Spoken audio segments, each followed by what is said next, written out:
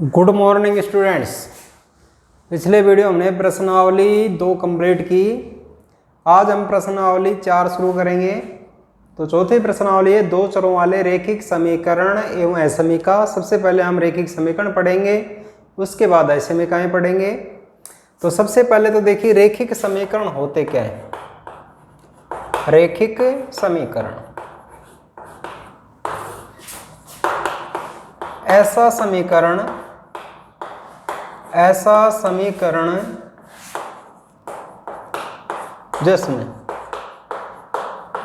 जिसमें चर की अधिकतम घात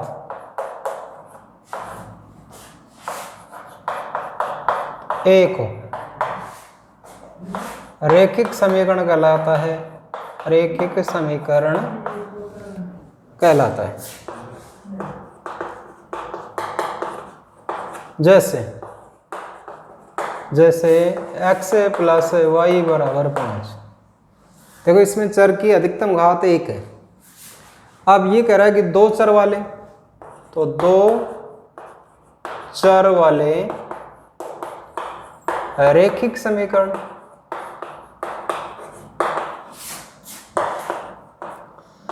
ऐसा रैखिक समीकरण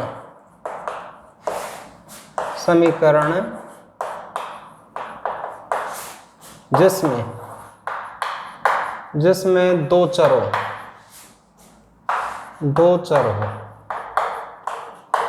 2 चर में रैखिक समीकरण कहलाता है।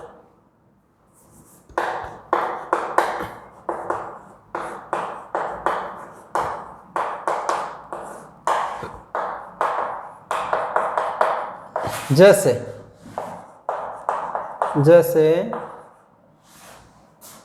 x प्लस में 2y बराबर में 5। देखो इसमें चरों की संख्या 2 है और दोनों की अधिकतम घात कितनी है, 1 है। तो 2 चर में रैखिक समीकरण कहलाता है।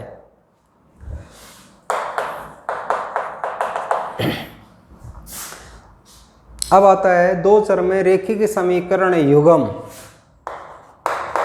2 चर में रैखिक समीकरण युग्म। युग्म का मतलब होता है जोड़ा। तो 2 चर में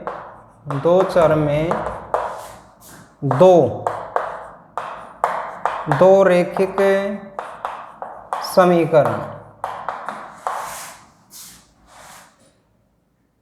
समीकरण युग्म कहलाते हैं। समीकरण युग्म कहलाते हैं। जैसे देखें हम, जैसे x प्लस 2y बराबर 3 और 2x माइनस में 3y बराबर 5। अब देखो ये 2 समीकरण है ना, ये समीकरण युग्म कहलाते हैं। तो इन दोनों का जोड़ा क्या कहलाएगा, रैखिक समीकरण युग्म। अब इसका व्यापक रूप देखते हैं। 2 चर में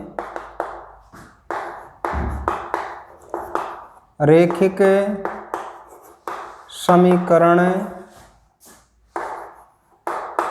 युग्म का व्यापक रूप। तो व्यापक रूप देखें तो यहाँ पर देखो a1x प्लस में b1y प्लस में c1 बराबर 0 तथा a2x प्लस में b2y प्लस में c2 बराबर 0। जहाँ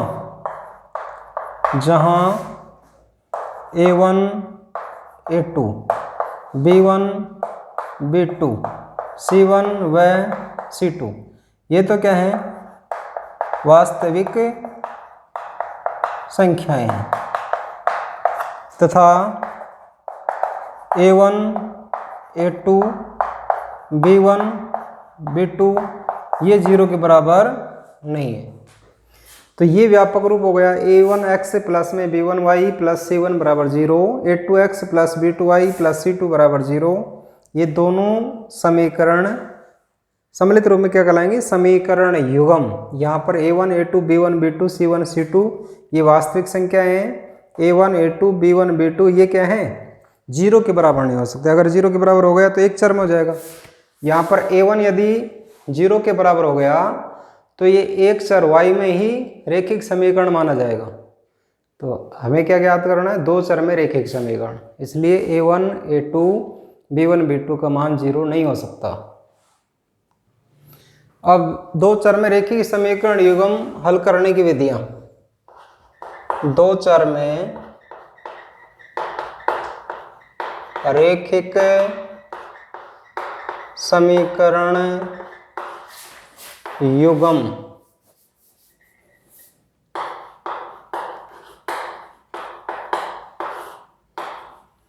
युग्म कहें या युगपत समीकरण या युगपत समीकरण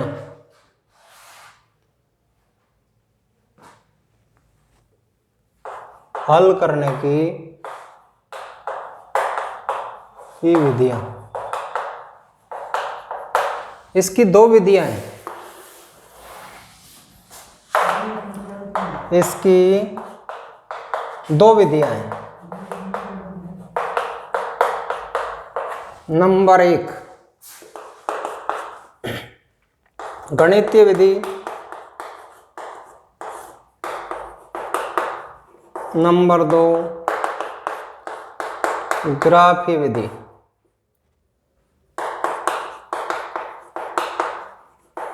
या आलेखीय विधि। अब यहां पर देखो गणितीय विधि 3 प्रकार की होती है। नंबर 1 गणितीय विधि रेखिक समीकरण दो चर में रेखिक समीकरण युग्म हल करने की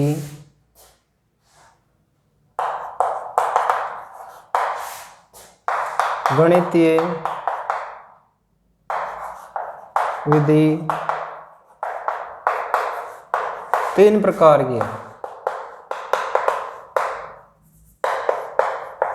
नंबर 1 विलोपन विधि।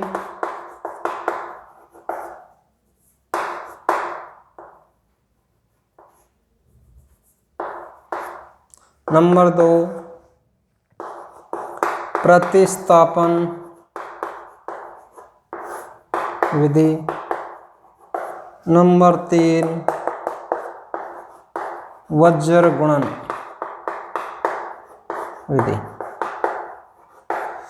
तो गणितीय विधि तो हमने कक्षा 9th में पढ़ी थी। कक्षा 10 में हम ग्राफीय विधि पढ़ेंगे। तो बात यह हमारी नंबर 2 ग्राफीय विधि।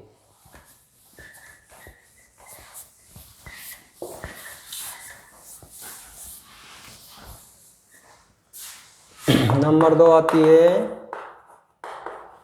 आलेखीय विधि, ये हम कहें ग्राफीय विधि।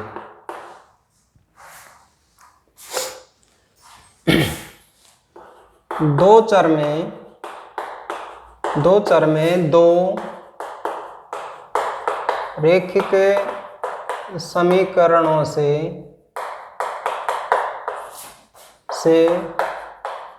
दो रेखाएं निरूपित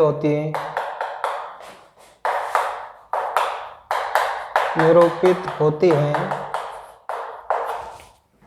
नंबर 1 यदि दोनों रेखाएं एक दूसरे को प्रतिच्छेद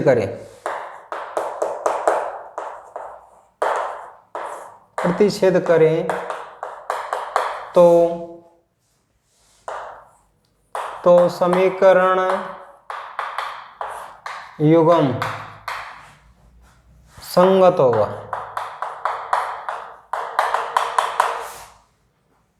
तथा समीकरण युग्म का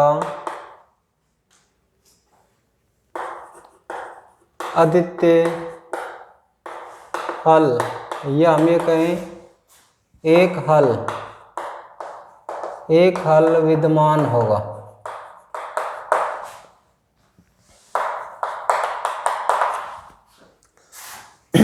अब देखो, जब ये x प्लस वाई बराबर 2, 2x प्लस में y बराबर 3, देखो यहाँ पर दो समीकरण है और दोनों समीकरणों को सम्मिलित रूप में बोलते हैं समीकरण युग्म। अब इसका हम ग्राफ खींचेंगे तो एक रेखा निरूपित होगी, इसका खींचेंगे तो एक रेखा इसकी निरूपित होंगी। यदि दोनों रेखाएं एक दूसरे को प्रतिच्छेद कर जाएं, तो जहां पर ये प्रतिच्छेद करेंगी, मान लीजिए ये 3 2 पर प्रतिच्छेद कर रही हैं, तो यहाँ पर x का मान 3 आएगा, y का मान आएगा 2, अर्थात अद्वितीय हल विद्यमान होगा, एक हल विद्यमान होगा, x बराबर 3 y बराबर 2। और समीकरण युग्म कैसा होगा? संगत होगा। नंबर 2,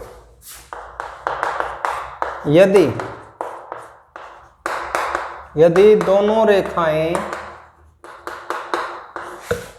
समपाती हो,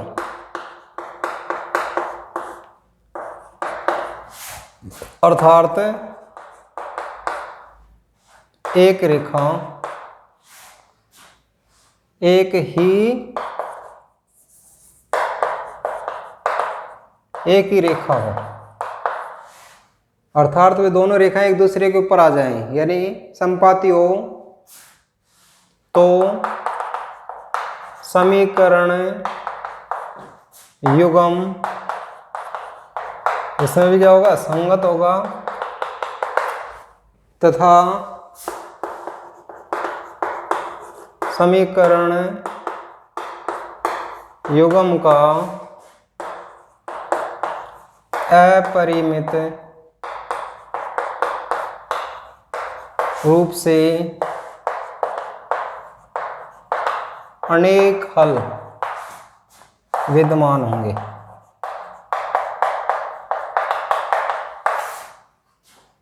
देखो, जब दोनों रेखाएं एक दूसरे पर समपाती हो, अर्थात एक दूसरे के ऊपर आ जाए, जैसे दूसरी रेखा भी इसके ऊपर ही आ जाए,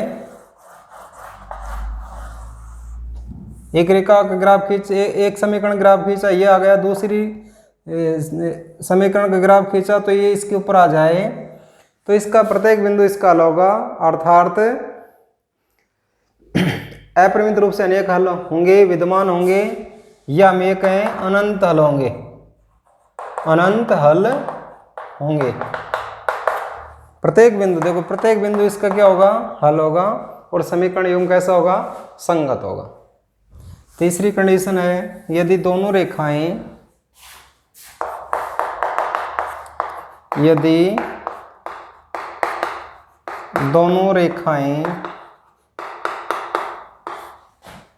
समांतर हो तो समीकरण युग्म असंगत होगा। तथा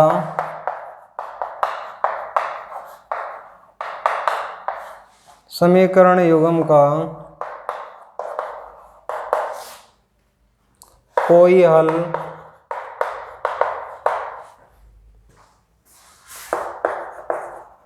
विद्यमान नहीं होगा। यदि दोनों रेखाओं से जब हम ग्राफ खींचें, दोनों समीकरणों से जब हम ग्राफ खींचें और दोनों का ग्राफ रेल की पटरी की तरह आ जाए, समांतर आ जाए, तो समीकरण युग्म असंगत होगा और इसका कोई हल विद्यमान नहीं होगा। तो ये 3 स्थिति है। नंबर 1 है, यदि दोनों रेखाएं प्रतिच्छेद करें तो समीकरण युग्म का आदित्य हल विद्यमान होगा, समीकरण युग्म संगत होगा। दूसरी स्थिति है यदि दोनों रेखाएं समपाती हो तो समीकरण युग्म का अपरिमित रूप से अनेक हल विद्यमान होंगे अर्थात अनंत हल होंगे। और यदि दोनों रेखाएं समांतर हो तो समीकरण युग्म असंगत होगा तथा समीकरण युग्म का कोई हल विद्यमान नहीं होगा। आगे देखिए समीकरण युग्म a1x plus b1y plus c1 बराबर 0, a2x plus b2y plus c2 बराबर 0 के गुणांकों में संबंध देखकर हल की प्रकृति बतानी है आपको। ये कैसे ज्ञात करेंगे ये समझिए। नंबर 1, यदि a1 अपॉन में a2 not equal to b1 upon में b2, x यहाँ पर देखो पहले समीकरण x का गुणांक, दूसरे समीकरण में x का गुणांक यानी a1 upon a2 b1 upon b2 अगर ये बराबर नहीं हो तो समीकरण युग्म संगत होगा तथा समीकरण युग्म का आदित्य हल होगा। आदित्य हल या एक हल विद्यमान होगा। ग्राफ की बात करें, जब हम इसका ग्राफ खींचेंगे तो इसका आलेख प्रतिच्छेद करेगा,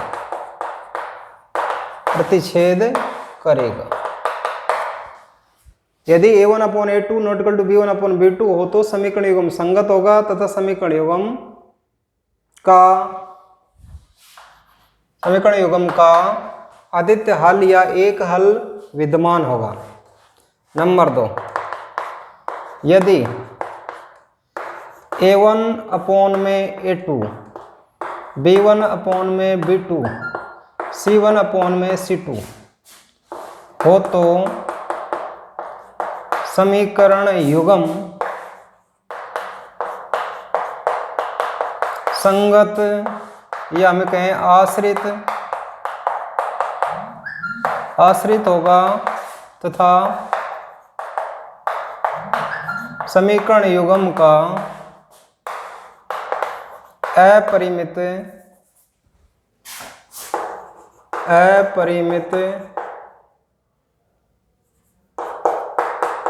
रूप से अनेक हल विद्यमान होंगे। अनेक हल कहें या अनंत हल कहें, अनंत हल विद्यमान होंगे। और ग्राफ की बात करें, ग्राफ इसका आलेख समपाती होगा।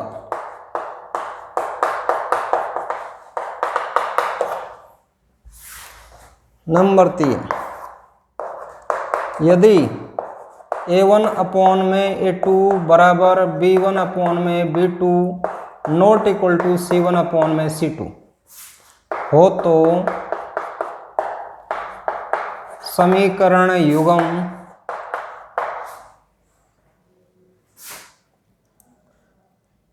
असंगत होगा तथा समीकरण युग्म का कोई हल नहीं होगा। ग्राफ की बात करें, इसका आलेख समांतर होगा।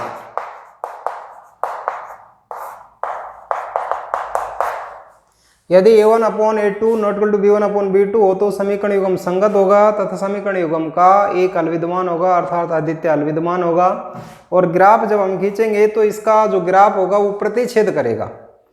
नंबर 2 है a1 अपॉन a2 बराबर b1 अपॉन b2 बराबर c1 अपॉन c2 हो तो समीकरण युग्म संगत या आश्रित होगा तथा समीकरण युग्म का अपरिमित रूप से अनेक हल या अनंत हल विद्यमान होंगे। ग्राफ की बात करें तो इसका आलेख जब हम खींचेंगे तो समपाती होगा अर्थात एक रेखा खींचेगी। नंबर 3 है A1/A2 बराबर B1/B2 not equal to C1/C2 हो तो समीकरण युग्म असंगत होगा। इस स्थिति पर समीकरण युग्म का कोई हल विद्यमान नहीं होगा। और ग्राफ खींचेंगे तो इसका ग्राफ समांतर होगा, रेल की पटरी की तरह होगा। प्रश्नावली 4.1 का जो पहला सवाल है, अनुपातों A1/A2 B1/B2 C1/C2 की तुलना कर ज्ञात कीजिए कि निम्न रेखीय समीकरणों के युग्म संगत हैं या असंगत हैं। पहला सवाल यहाँ पर ये है, तो पहले का हल देखते हैं हम। यहाँ पर है 2x माइनस में 3y बराबर 8। अगर हम बराबर 0 करें तो सबसे पहले बराबर 0 करना होगा इसमें, -8 बराबर 0। तथा दूसरा इसका समीकरण है 4x माइनस में 6y बराबर 9, या अगर हम इसको ऐसे लिख दें, 9 का इधर पक्षांतर कर लें, बराबर 0 हो जाएगी। यहाँ पर देखो A1 का मान है यहाँ पर 2, A2 का मान है यहाँ पर 4, ऐसे B1 का मान है -3, B2 का मान है -6। अगर हम इसके बटे में देखें, ऐसे ही C1 का मान है यहाँ पर -8, C2 का मान है -9। इसके बटे में देख लें। अब यहाँ पर देखो इसको काटें तो यहाँ पर A1/A2 बराबर आ रहा है 1/2। ऐसे इसको काटें, माइनस से माइनस कट जाएगा, तो B1/B2 का मान आ रहा है 1/2। ऐसे देखो ये नहीं कट रहा, माइनस माइनस कट जाएगा, तो C1/C2 का मान आ रहा है 8/9। देखो ये तो आपस में बराबर है, लेकिन ये बराबर नहीं है। अतः हम यहाँ पर ऐसे लिखें, A1/A2 बराबर है B1/B2 और बराबर नहीं है C1/C2। इसका मान 1/2 है, इसका मान 1/2 है और इसका मान है 8/9, ये कि बराबर नहीं है। तो समीकरण युग्म कैसा होगा? अतः समीकरण युग्म, ये कौन सी स्थिति है? तीसरी स्थिति है। समीकरण युग्म कैसा होगा? A1/A2 बराबर B1/B2 not equal to C1/C2। समीकरण युग्म असंगत होगा, असंगत होगा। और यदि हम इसका ग्राफ खींचें तो ग्राफ समांतर रहेगा, और हल की बात करें तो इसका कोई हल विद्यमान नहीं होगा। तो ये इस तरीके से करना है। अब इसी का चौथा सवाल देखते हैं।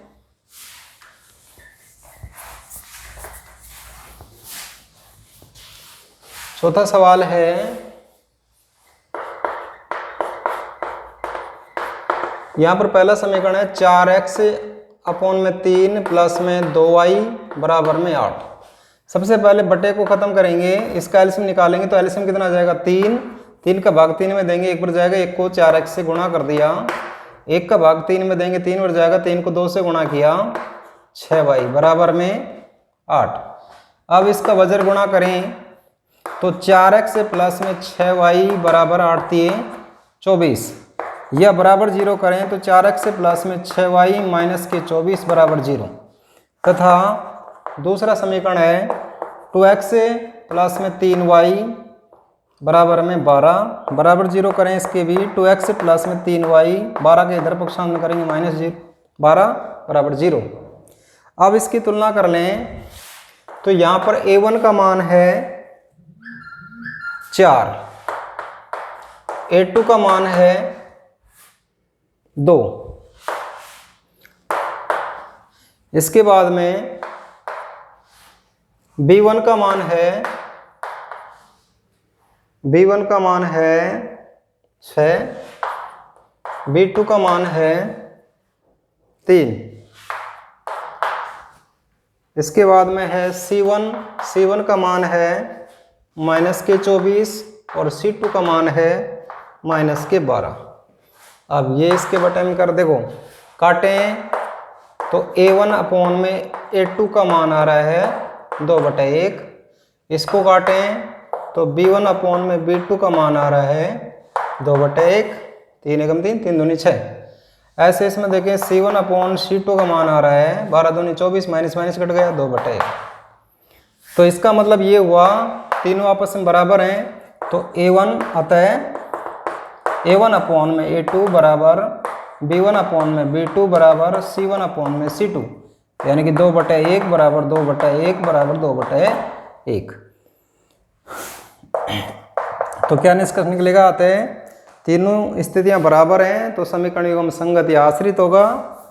अतः समीकरण युग्म संगत होगा। और हल की बात करें तो अपरिमित रूप से अनेक हल विद्यमान होंगे। ग्राफ खींचेंगे तो ग्राफ इसका समपाती होगा। ठीक है, तो ये पहला सवाल हो गया, इसका चौथा सवाल हो गया। तो आज के लिए इतना ही, धन्यवाद।